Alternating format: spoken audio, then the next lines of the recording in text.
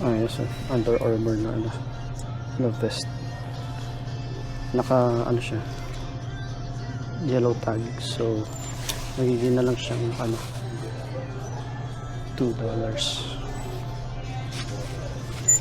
Yung red tag is naman 50% off.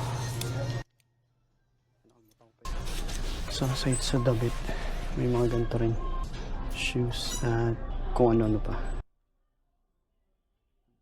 Adidas ba ta?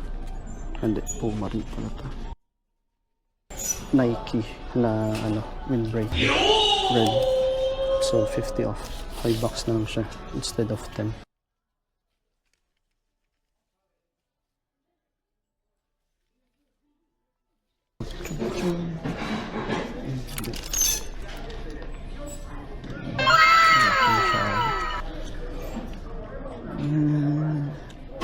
Kita nyo naman yung brand. Nice. Tapos Relax Fit XL 16 to 18, $15. Ano ba ito?